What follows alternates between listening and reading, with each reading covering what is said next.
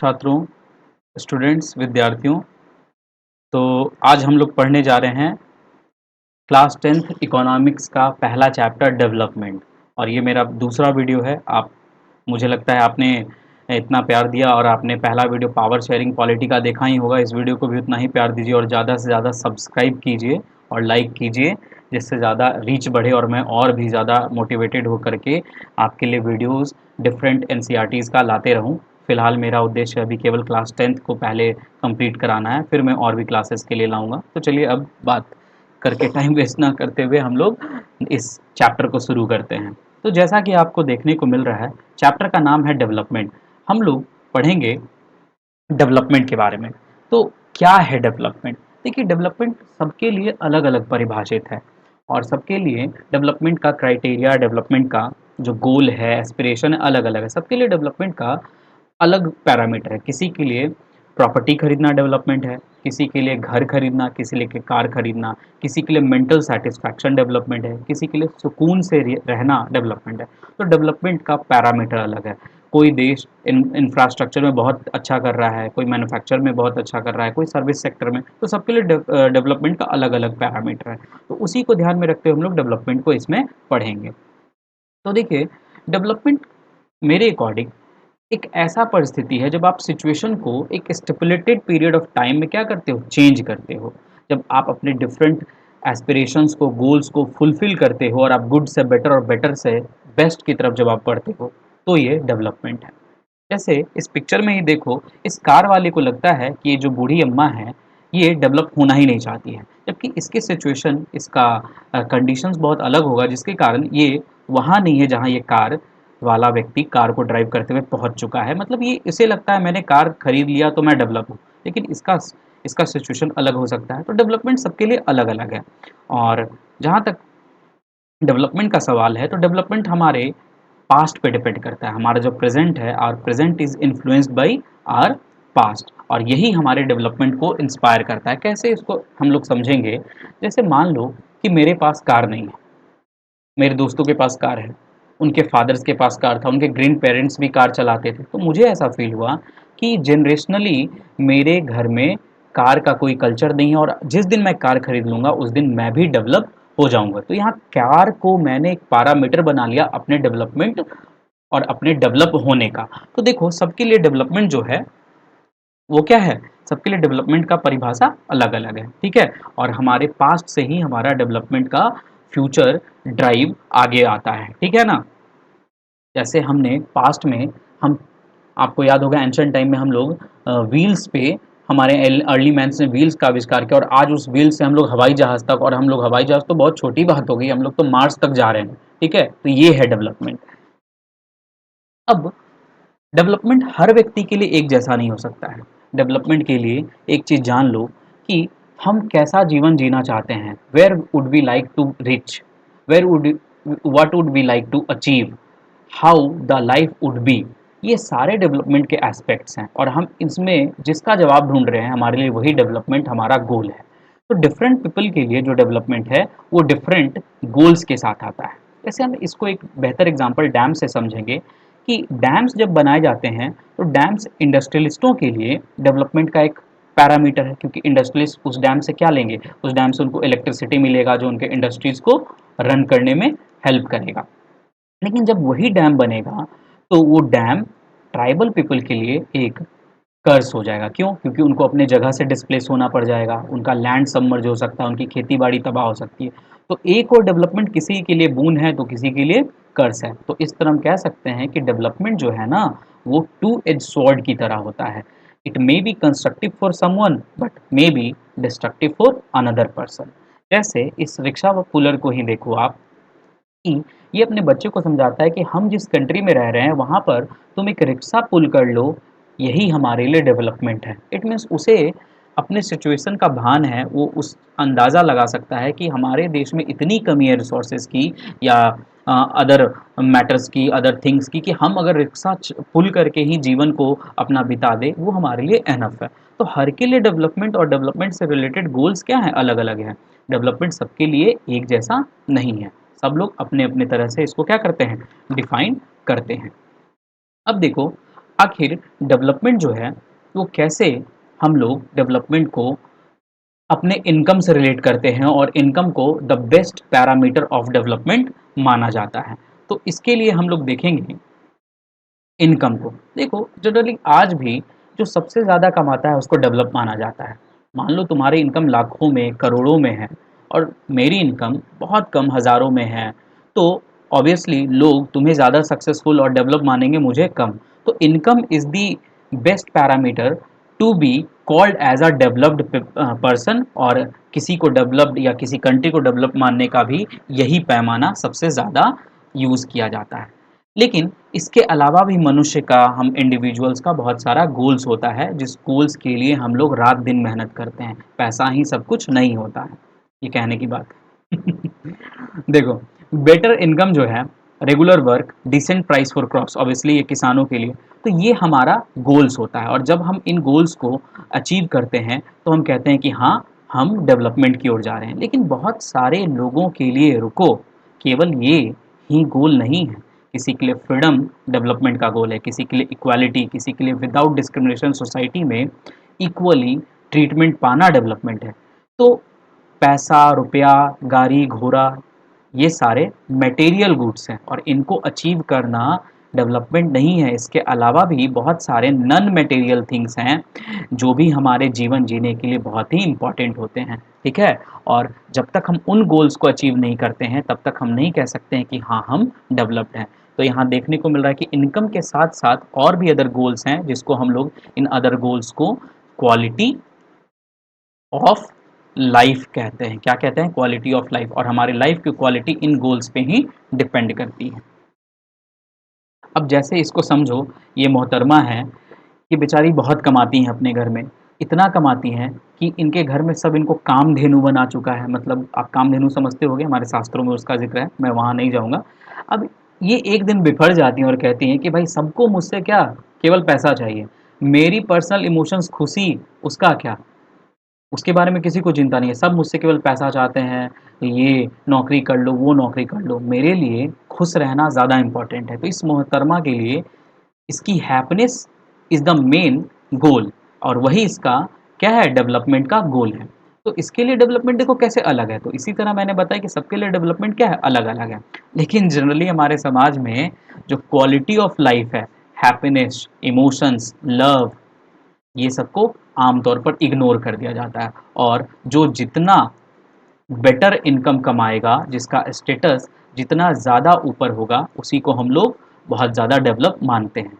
और इस कारण ये जो क्वालिटी ऑफ लाइफ है, ये इग्नोर किया जाता है और हमारे सोसाइटी में अंडर रेटेड है। समझ आया? तो चलिए हम लोग आगे चलते हैं। अब हम लोग देखेंगे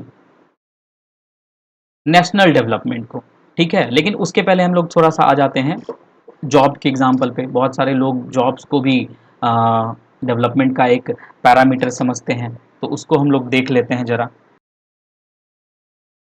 देखो, आज भी हमारी सोसाइटी का एक बड़ा तबका, बड़ा क्या, मैं मोस्ट ऑफ दी कहूँगा, लोग इसी बहस में डूबे हुए हैं कि government job is better than private job. अरे भाई, खैर मैं एग्जांपल समझाता हूँ। जैसे मान लो मैं हैदराबाद में जॉब कर रहा हूँ और प्राइवेट जॉब कर रहा हूँ, जहाँ मेरी सैलरी बहुत ही डिसेंट है, लाख्स का पैकेज है, लैक्स का ग्रोथ है, रेगुलर ग्रोथ है इसमें। अब हैदराबाद है तो हाईटेक फैसिलिटीज़ मुझे मिल रही होगी। तो ये सारे मेरे नीड्स एंड विशेज़ को फुलफ़िल कर रहे हैं। लेकिन मेरा दोस्त है जो गवर्नमेंट जॉब के चक्कर में पड़ा हुआ है, उसका भी मन है वो प्राइवेट जॉब करे, खूब पैसे कमाए, बट गलती से उसको प्राइवेट जॉब की जगह गवर्नमेंट जॉब वो हासिल कर लेता है। लेकिन गवर्नमेंट जॉब का एक लिमिटेशन है, उसकी जो इनकम है वो लैक्स में तो नहीं है, वो लिमिटेड इनकम है, ठीक है। ग्रोथ के नाम पे उसे बहुत दिन पर प्रमोशन मिलता है, मेरे जैसा ग्रोथ नहीं है। और हाईटेक फैसिलिटीज़ के नाम पे तो नहीं, वो गाँव में पोस्टेड है, विलेज में पोस्टेड है। अब सोचो, लेकिन एक चीज़ है कि वो अपने फैमिली के साथ उस गाँव में रहता है, जिसके कारण उसको फैमिली सपोर्ट मिल रहा है। तो भले ही गवर्नमेंट जॉब के साथ पर्क्स कम हैं, लेकिन फैमिली सपोर्ट मिल रहा है। किसी को फैमिली सपोर्ट तो नहीं मिल रहा है बाहर रह करके, लेकिन वो ग्रोथ के मामले में आगे बढ़ रहा है।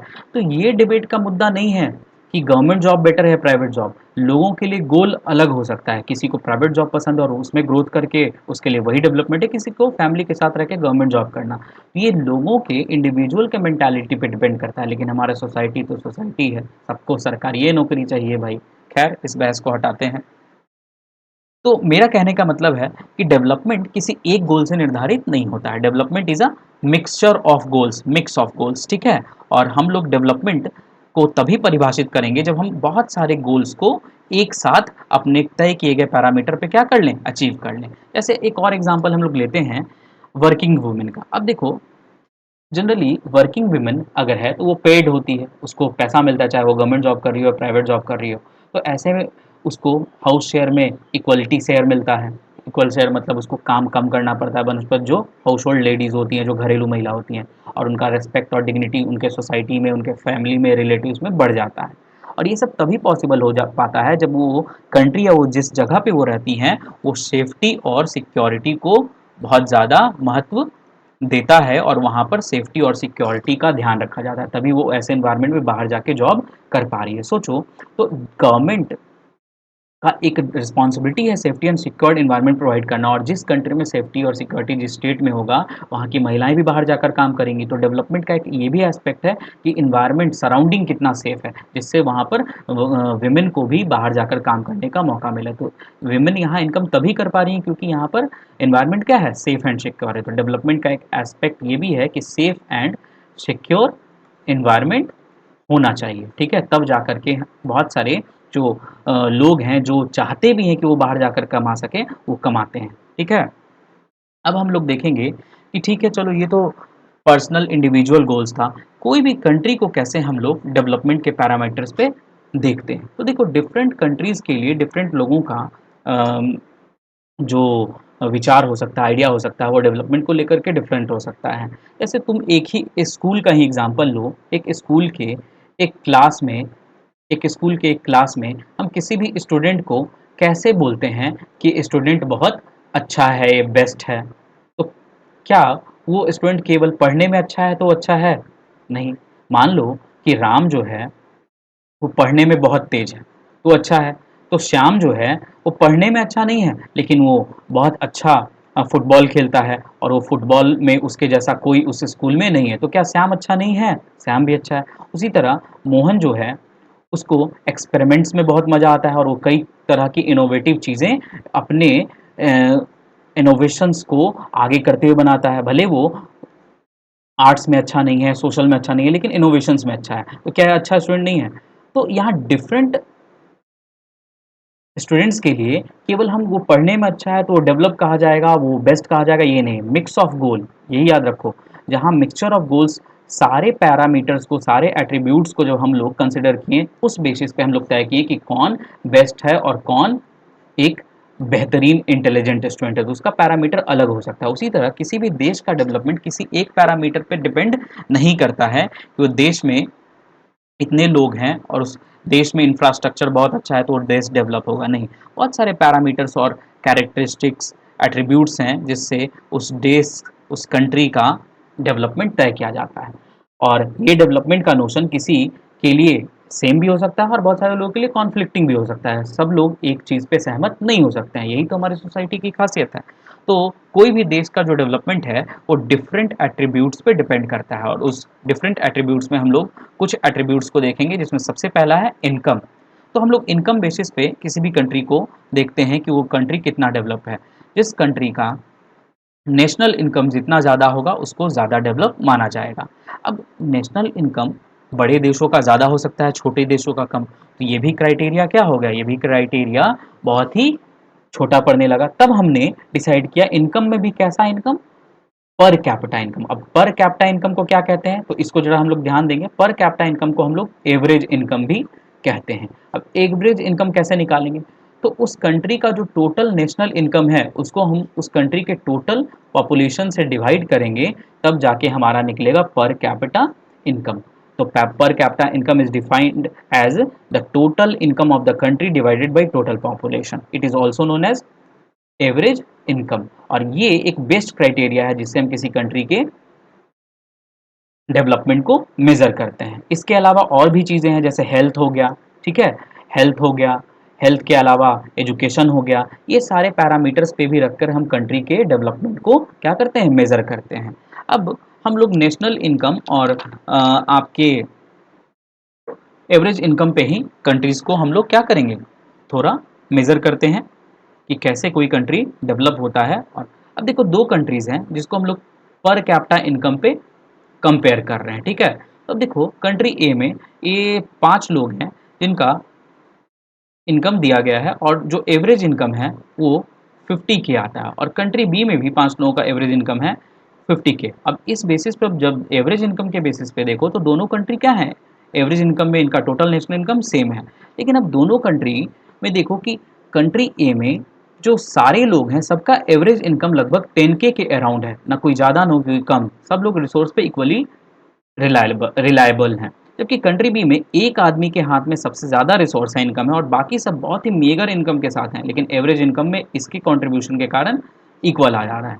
तो अगर कंट्री के टोटल इनकम को देखा जाए तो दोनों कंट्री सेम है, लेकिन अगर पर कैपिटा इनकम को देखा जाए तो कंट्री बी के लोग में रिसोर्स का कॉन्सेंट्रेशन किसी एक के हाथ में ज़्यादा और बाकी के हाथ में कम है। इसको हम लोग इस फिगर से भी समझ सकते हैं। कंट्री ए जहाँ पर ना ज़्यादा पुअर है, ना ज़्यादा रिच है, और सब लोग इक्वली रिसोर्स को डिस्ट्रीब्यूट करके जी रहे हैं। जबकि कंट्री बी में जो मैक्सिमम पॉपुलेशन है वो रिसोर्सेज उनके हाथ में नहीं है, उनको बहुत ही ज़्यादा दिक्कतों का सामना करना पड़ रहा है। जबकि जो बहुत कम पॉपुलेशन उस कंट्री में वो सारे रिसोर्सेज पे कब्जा करके बैठा हुआ है। तो क्या हम कंट्री बी को कभी भी डेवलप कह सकते हैं? नहीं। यहाँ पीसीआई के बेसिस पे ये देख रहे हैं कि यहाँ एवरेज इनकम में कंट्री इक्वली स्टैंड तो कर रही है, लेकिन पर कैपिटा इनकम में ये कंट्री बहुत ही पीछे है। तो ऐसे भी इनकम के बेसिस पे हम लोग कंट्री को डेवलप नहीं कह सकते हैं, ठीक है? तो आखिर कंट्री को कैसे डेवलप माना जाएगा? तो इसके लिए world bank world development reports निकालती है, और उसके अकॉर्डिंग उन्होंने यूनाइटेड स्टेट्स ऑफ अमेरिका की करेंसी क्या है भाई, तो डॉलर है, उसमें कौन कंट्री रिच है और कौन कंट्री मिडिल इनकम पुअर है उसको डॉलर्स के टर्म में डिफाइन किया। तो देखो कहा जाता है कि जो भी लो इनकम कंट्रीज होंगी उनको तभी लो इनकम माना जाएगा जब उनका पर कैपिटा इनकम पर एनम यानी पर साल एक व्यक्ति का पर capita income minimum 2400 US dollars या उससे कम हो। इसके अलावा रिच कंट्रीज या हाई इनकम कंट्रीज जो होंगी उनका यूनाइटेड स्टेट्स के करेंसी डॉलर में लगभग एक साल का इनकम कितना होना चाहिए, $63,400 या उससे ज़्यादा। अब सोचो हमारा देश भारत कहाँ एग्जिस्ट करता है, क्या वो लो इनकम कंट्री है या हाई इनकम कंट्री? तो हमारे इंडिया की बात करें तो हमारे इंडिया का पर कैपिटा इनकम 10,030 डॉलर है, 10,030 डॉलर है। अब हम ना तो लो इनकम कंट्रीज में आते हैं ना ही हाई इनकम कंट्रीज, हम इन दोनों के बीच में आते हैं जिसको कहा जाता है लो मिडिल इनकम कंट्री। और इस कारण हमारा कंट्री अभी डेवलप ना होकर के हम डेवलपिंग फेज में हैं, ठीक है? और इसी कारण हमारे present prime minister Shri Narendra Modi का विज़न है, विज़न 247, जिसमें वो देश को उस साल तक डेवलप बनाने का सपना देख रहे हैं, और हम कंट्रीज़ के लोगों सिटीजन से भी वो कंट्रीब्यूट करने को कह रहे हैं। तो इस तरह हम देखते हैं कि पीसीआई यूज़फुल तो है कंपैरिजन करने में, लेकिन पीसीआई के कारण डिस्पैरिटी जो विषमता है वो हाइड हो जाती है। कोई ज़्यादा कमा रहा है, कोई कम कमा रहा है। जैसे मैं पिछले स्लाइड पे जाता हूँ, देखो कि जो कंट्री बी था, कंट्री बी में एक व्यक्ति पूरा रिसोर्स को कमा करके एवरेज इनकम को बराबर कर रहा है कंट्री ए के बराबर। तो इस तरह पीसीआई के कारण कंपैरिजन तो हो पाता है, लेकिन डिस्पैरिटीज़ क्या हो जाती हैं, हाइड हो जाती हैं, और इसके कारण और भी पैरामीटर्स चाहिए जिसको ध्यान में रखते हुए हम कंट्रीज़ को डेवलप्ड या अंडर डेवलप्ड कह सकते हैं। उसके लिए हम लोग देखेंगे और भी क्या भी चीज़ें हैं जिसके आधार पे कंट्री को डेवलप्ड या अंडर डेवलप्ड कहा जाएगा, ठीक है? तो इसके लिए हम लोग आते हैं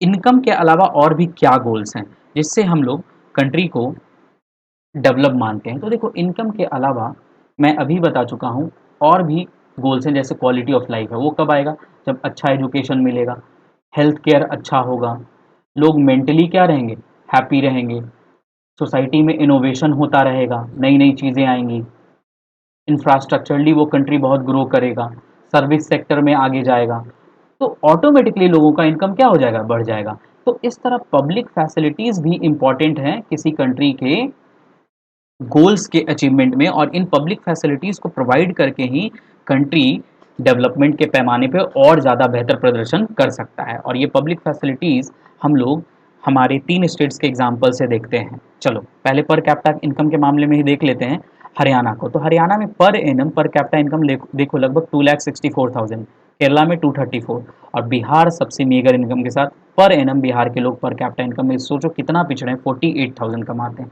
यानी महीने का 4,000। सोचो हमारा बिहार कितना पीछे है। 4,000 में क्या होता है जी, रेंट भी नहीं दिया जा सकता है। इसके अलावा हम लोग इन 3 टर्म्स को समझते हैं, फिर उस टेबल को समझेंगे, तब हम पब्लिक फैसिलिटीज़ को समझ पाएंगे बहुत अच्छे से। तो देखो इनफैक्ट मोर्टेलिटी रेट क्या होता है। तो इनफैक्ट मोर्टेलिटी रेट डिफाइंड होता है पर 1000 लाइव बर्थ में जितने बच्चे जन्म लेते हैं उसके पर 1000 संख्या में 1 ईयर से कम के जितने बच्चों की डेथ हो जाती है, याद रखना 1 ईयर से कम के जितने बच्चों की डेथ हो जाती है उसको इन्फैंट मोर्टेलिटी रेट कहा जाता है। अब सोचो उन माताओं पिताओं पर, उन पेरेंट्स पे क्या गुजरता होगा जिनका बच्चा 1 साल भी ना हुआ और उसकी डेथ हो गई, वो सही से अपने बच्चों का बर्थडे सेलिब्रेट नहीं कर पा रहे हैं। तो सोचो उस माता पिता के लिए क्या इनकम मायने रखता है, उसके लिए उसके बच्चे का हेल्थ, उसका जीना मायने रखता था। तो जो कंट्री में इन्फैंट मोर्टेलिटी रेट ज़्यादा होगा और जहाँ बच्चों की 1 साल से कम उम्र में ही ज़्यादा बच्चों की डेथ हो जा रही होगी, वैसे कंट्री पब्लिक फैसिलिटीज़ के मामले में बहुत पिछड़े होंगे। तो वहाँ इनकम से ज़्यादा ज़रूरी क्या है, उन बच्चों को जीवन को मेडिकल इक्विपमेंट्स के द्वारा, मेडिकल सहायता के द्वारा ज़्यादा बेहतर बना और उनको जीवित रख पाना। तो उनके लिए डेवलपमेंट वो है। अब बहुत सारी ऐसी कंट्रीज़ है जहाँ पर आज भी बहुत ज़्यादा लिटरेसी में वो पीछे हैं। अब लिटरेसी क्या होता है तो आप जानते होंगे कि 7 ईयर्स से ज़्यादा के एज में जब कोई व्यक्ति किसी भी लैंग्वेज को पढ़ना लिखना या बोलना जानता हो तो उसको हम लोग लिटरेट, और ऐसे रेट को ही हम लोग लिटरेसी रेट कहते हैं। यानी 7 ईयर्स क्राइटेरिया है, उस किसी भी एक लैंग्वेज में आप रीड, राइट और स्पीक कर सको तो उसको हम लोग कहते हैं लिटरेट। नेट अटेंडेंस रेशियो क्या है, तो अब देखो नेट अटेंडेंस रेशियो कहते हैं हम लोग, यहीं से समझ लेते हैं अब हम लोग इसको, कि जब टोटल नंबर ऑफ चिल्ड्रेन जो 15 से 17 साल के एज के हैं वो प्रेजेंट हों स्टूडेंट में, सॉरी स्कूल में, जितने number of same age group में बच्चे हैं उनके रेस्पेक्ट में। मान लो कि अगर हम 100 बच्चों का रेशियो लेते हैं और 100 में 85 बच्चे स्कूल जाते हैं तो नेट अटेंडेंस रेशियो क्या है, 85 है। इट मीन्स 15 बच्चे स्कूल नहीं जाते हैं, तो ये तो अच्छा कहा जाएगा, ज़्यादा खराब भी नहीं है। लेकिन सोचो कोई ऐसा स्टेट है जहाँ पे नेट अटेंडेंस रेशियो 50 या 60 के आसपास है मान लो, तो यानी वहाँ 50 बच्चे जो हैं वो 15-17 की एज में यानी 8 क्लास के बाद स्कूल ड्रॉप आउट कर देते हैं, वो स्कूल नहीं जाते हैं। अब सोचो जब वो स्कूल नहीं जाएंगे तो कहाँ जाएंगे, वो बाल मजदूरी करेंगे। तो क्या बाल मजदूरी करेंगे, वो कमाएंगे, लेकिन क्या उनका स्टैंडर्ड ऑफ लिविंग अच्छा हो जाएगा? नहीं, वो कल होके मजदूर ही बनेंगे जिस उम्र में वो पढ़ सकते थे, डॉक्टर इंजीनियर। तो डेवलपमेंट का मतलब केवल इनकम नहीं है, इनकम के अलावा भी other facilities, education, health care, infant mortality rate कम होना चाहिए, लिटरेसी रेट हाई होना चाहिए, अटेंडेंस रेशियो हाई होना चाहिए। तो इन सारे पैमानों पे हम कंट्रीज़ को मेज़र करके हम कंट्री के डेवलपमेंट को तय करते हैं। तो चलो इस टेबल को भी देखते हैं। अब देखो इन्फैंट मोर्टेलिटी रेट में सबसे कम जो है आपका केरला है, जहां आईएमआर कितना है, 6 है, यानी पर 1000 लाइव बर्थ में 6 बच्चे ही डेथ होती है। सोचो कितनी खुशी की बात है। और केरला के माँ बाप के लिए वहाँ इतना अच्छा मेडिकल हेल्थ केयर सुविधा है कि वो अपने बच्चों को जीवित रख पाते हैं। जबकि सबसे खराब स्थिति देखो कहाँ पे है, सबसे खराब स्थिति बिहार और हरियाणा इक्विवेलेंट है, यानी यहाँ 100 में 1000 में 28 बच्चों की मृत्यु हो जाती है। तो इसे हमें मिनिमम स्तर तक ले जाना ही हमारे लिए डेवलपमेंट है। लिटरेसी रेट में देखो केरला लगभग आप मान लो 97% लिटरेसी को 100% लिटरेसी कहा जाता है, केरला लगभग 94% है, यानी वहाँ 100 में 94 लोगों को पढ़ना लिखना आता है। अटेंडेंस रेशियो के मामले में भी आप देखो केरला टॉप पे। तो इस टेबल से ही क्लियर हो रहा है कि जिस कंट्री में इनकम के साथ या जिस स्टेट में इनकम के साथ other public facilities like health care, education, medical insurance, other भी चीज़ों पे ध्यान दिया जाता है और पब्लिक फैसिलिटीज़ को कम्युनिटी तक पहुंचाया जाता है, वो कंट्री ज़्यादा डेवलप होती है और अदर गोल्स को, एस्पिरेशंस को प्राप्त करते हुए कंट्री हैप्पीनेस में भी आगे बढ़ती है। ठीक है, तो अब यहाँ से ये क्वेश्चन आप लोगों के लिए कि हरियाणा और केरला अपने रेस्पेक्टिव फील्ड में टॉप पर क्यों। चलो एक लाइन में मैं बता देता हूँ, क्योंकि वहाँ लिटरेसी अच्छी है, पब्लिक फैसिलिटीज़ पे कम्युनिटी के रूप में गवर्नमेंट का ध्यान दिया जाता है। गवर्नमेंट वहाँ हेल्थ केयर, मेडिसिन, एजुकेशन पे बहुत अच्छा ध्यान दे रही है, डिफरेंट फैसिलिटीज़ को प्रोवाइड कर रही है। इस कारण केरला विभिन्न डिपार्टमेंट्स में टॉप कर रहा है। ठीक है, अब हम लोग देखेंगे ह्यूमन डेवलपमेंट इंडेक्स क्या होता है? तो देखो, अब कंट्री का हम लोग देखिए कि इनकम के बेसिस पे किसी भी कंट्री को हम लोग डेवलप या अंडर डेवलप देख रहे थे। इसके अलावा भी कई पैरामीटर्स हैं जिसको देखते हुए कंट्री का डेवलपमेंट या अंडर डेवलपमेंट तय किया जाता है। इस पैरामीटर्स में इनकम के अलावा क्या हो सकता है? एजुकेशन है, हेल्थ है। तो इन पैरामीटर्स को देखते हुए यूएनडीपी ने एक रिपोर्ट पब्लिश किया पूरे वर्ल्ड में, जिसको कहा गया ह्यूमन डेवलपमेंट इंडेक्स। और इस इंडेक्स में रैंकिंग के बेसिस पे जिस कंट्री का रैंक जितना कम होगा, यानी मान लो शुरुआत से करते 1 होगा, वो उतना ही बेहतर डेवलप कंट्री होगा ह्यूमन डेवलपमेंट के मामले में। तो इसको हम समझते हैं इस टेबल से, जिसमें इंडिया और उसके नेबरिंग कंट्री को दिया गया है। तो देखो, हमारे इंडिया का पोजीशन ये 2022 के लिए डेटा है, सेकंड नंबर पे। और इंडिया से पहले कौन है? श्रीलंका। तो ग्रॉस नेशनल इनकम के मामले में श्रीलंका इंडिया से ज़्यादा है। लाइफ एक्सपेक्टेंसी, इसको समझ लो, लाइफ एक्सपेक्टेंसी एट बर्थ मतलब होता है जन्म के समय आप कितना जीवित रह सकते हो, कितनी अवधि तक, how many times will you spend your life on this earth. और ये निकाला जाता है आपके हेल्थ चेकअप और जो भी आप जन्म लेते हो उस समय के हिसाब से। तो इंडिया का average health life expectancy 67 years है, और जबकि श्रीलंका का ज़्यादा 76 ईयर्स है। फिर मीन ईयर्स ऑफ स्कूलिंग है कि 25 साल या उससे एबव तक कितने साल तक आपने स्कूल में बिताया। तो इंडिया में देखो लगभग 6.5 साल ही लोग बिता पाते हैं, जबकि श्रीलंका में सबसे ज़्यादा है। और इसी कारण श्रीलंका एसडीआई रैंकिंग में इंडिया और नेबरिंग कंट्री से सबसे ऊपर 78 पे है, और इंडिया उससे पीछे है 134 पे। इसमें एक भिखारी देश भी होगा, इसको भी देख लेते हैं। और दूसरा भिखारी देश भी है बांग्लादेश। अब आप क्यों सोच रहे हो भिखारी देश? इनकी औकात नहीं है हमारे सामने, फिर भी ये ज़्यादा उछलते हैं और हमारे यहाँ टेररिज्म को फैलाते हैं।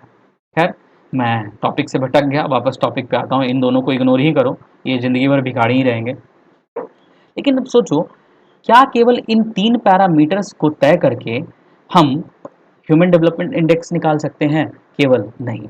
इंडिया एक विशाल कंट्री है जिसका डेमोक्रेसी, एक तो डेमोक्रेसी में हम सबसे लार्जेस्ट हैं, दूसरा पॉपुलेशन में लार्जेस्ट हैं। तो इतनी बड़ी कंट्रीज को 2-3 पैरामीटर पे एचडीआई में रैंकिंग दे देना कहीं से भी फिजिबल नहीं है। इसलिए मेरा मानना है कि एचडीआई में और ज़्यादा रिफॉर्म्स होनी चाहिए, और इसमें और भी पैरामीटर्स इंक्लूड करने चाहिए, जिन पैरामीटर्स में क्वालिटी ऑफ लाइफ को डालना चाहिए। अब क्वालिटी ऑफ लाइफ में क्या आना चाहिए? क्वालिटी ऑफ लाइफ में आपका मेरे ख्याल से हैप्पीनेस को डालना चाहिए, मेंटल पीस को डालना चाहिए, इसके अलावा इनोवेशन को डालना चाहिए, ठीक है, प्लस इंफ्रास्ट्रक्चर। इन सारे पैमानों पर, प्लस इंडस्ट्रीज, इन सारे पैमानों पर तय करके कंट्री का एसडीआई बनाना चाहिए, ठीक है। तब जा करके हम तय करेंगे इंडिया जैसे कंट्रीज और भी जो बड़ी पॉपुलेशन वाली कंट्रीज हैं उनके साथ ये भेदभाव नहीं होगा। मेरा मानना है कि एसडीआई अभी भी थोड़ा बायस्ड है, क्योंकि श्रीलंका ठीक है, अच्छा परफॉर्म कर रहा है, बट श्रीलंका हमारे एक हरियाणा से, पावर शेयरिंग में मैंने पढ़ाया होगा कि हरियाणा के इक्विवेलेंट एक कंट्री है हमारे यहाँ। तो सोचो, हमारे यहाँ इतने 28 स्टेट्स हैं, इनका कल्चर अलग है, इन सबको मैनेज करते हुए एसडीआई में बेहतर परफॉर्म करना 3 पैरामीटर पे पॉसिबल फिजिबल नहीं है। तो एसडीआई में थोड़ा सुधार होना चाहिए, तभी उसमें रियल डेवलपमेंट का पैरामीटर से पता चलेगा कि हाँ, कौन कंट्री कितनी पानी में है। दूसरा हम लोग देखेंगे बॉडी मास इंडेक्स। अब ये भी देखो, ये इंडिविजुअल ग्रोथ और इंडिविजुअल डेवलपमेंट को दर्शाता है। बीएमआई निकालने का तरीका है कि हम मास को किलोग्राम में लेते हैं और उसको डिवाइड करते हैं हाइट को के स्क्वायर से, जिसमें हाइट मीटर में लिया जाता है। तो इससे जो रेशियो आता है उसी को हम लोग बॉडी मास इंडेक्स कहते हैं। और जनरली बॉडी मास इंडेक्स अगर 18.5 से बिलो है तो उसको अंडर नॉरिश्ड ऐसे व्यक्ति को कहा जाता है, और अगर ये 25 से एबव है तो उसको ओवरवेट कहा जाता है, यानी मोटापे का शिकार। और तो इसके बीच का रेशियो क्या हो गया? ये नॉर्मल रेंज है, जहां अगर आप 18.5 से 25 के बीच में अगर आपका बीएमआई आता है तो आप नॉर्मल हो और आपको आपका हेल्थ सही है। तो इस बेसिस पे हम लोग ये देखते हैं। अब देखो, ये मैडम जो है डॉक्टरनी मैडम, ये इस महिला का हाइट नाप रही है बीएमआई निकालने के लिए। मैडम बता दीजिएगा जरा निकाल कर मुझे भी। तो इस तरह बीएमआई से आप, थोड़ा जोक्स हो गया भाई, करना चाहिए बीच बीच में। तो इस तरह बीएमआई, चलो हम लोग टॉपिक पे आते हैं, हम ज़्यादा ध्यान नहीं देना है इधर उधर। तो बीएमआई हम लोग देख करके हम लोग किसी के अंडर नॉरिशमेंट और ओवरवेट होने का, अब देखो ओवरवेट इसलिए क्योंकि आज हम लोग इतना ज़्यादा बाहर का खा रहे हैं, हमारा लाइफस्टाइल ख़राब हो गया है कि ओवरवेट और ओबेसिटी की तरफ जा रहे हैं, और हमारा कंट्री अनहेल्दी होता जा रहा है। तो इससे भी बचना है हमें, तब हम जा करके, यानी हेल्थ केयर भी डेवलपमेंट का एक एस्पेक्ट है, गोल है, एस्पिरेशन है। अब हम लोग आते हैं सस्टेनेबल डेवलपमेंट की ओर जरा।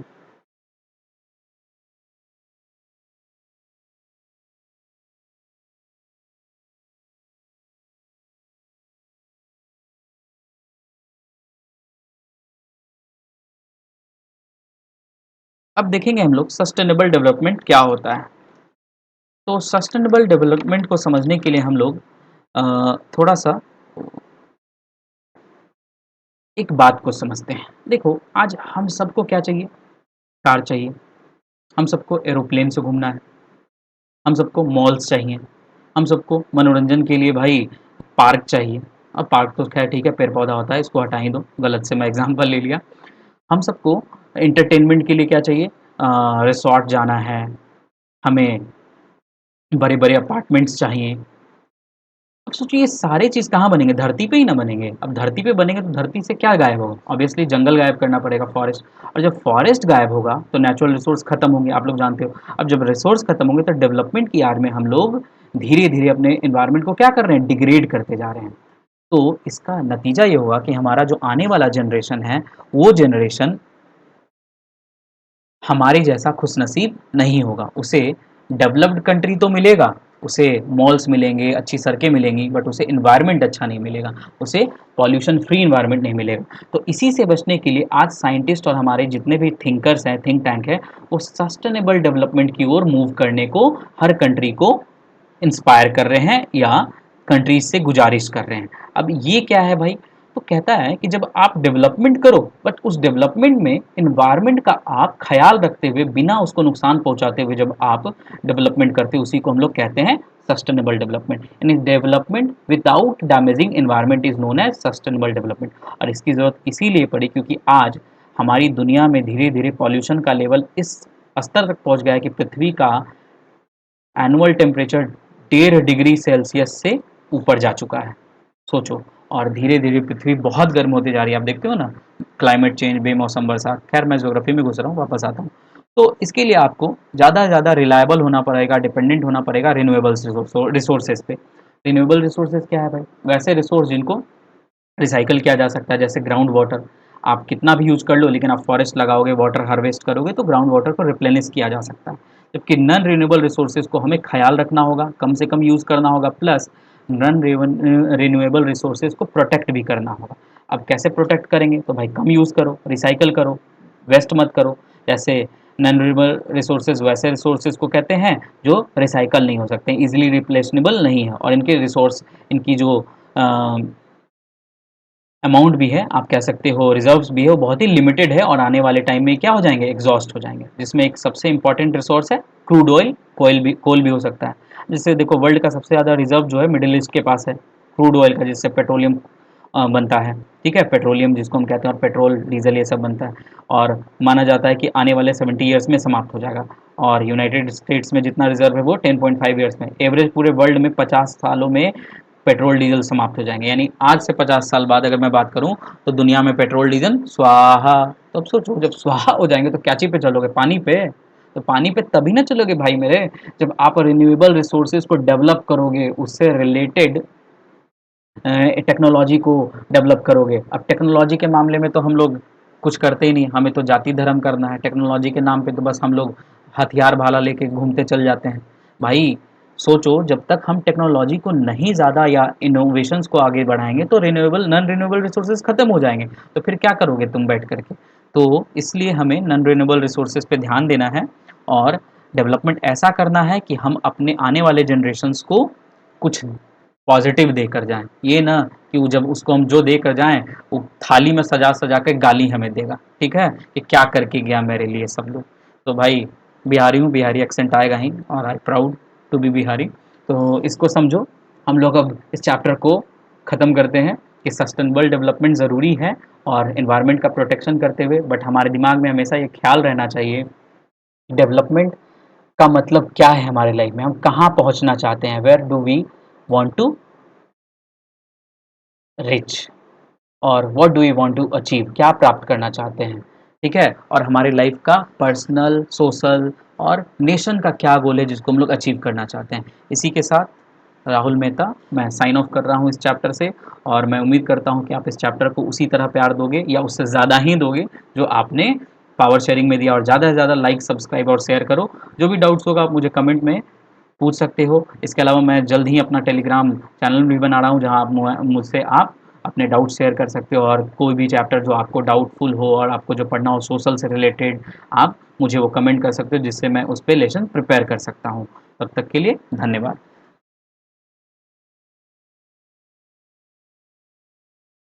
वीडियो में अंत तक बने रहने के लिए आप सभी का धन्यवाद। अगर वीडियो पसंद आया हो तो लाइक करें, सब्सक्राइब करें और बेल बटन को हिट करें। साथ ही साथ जितना हो सके चैनल को शेयर करें।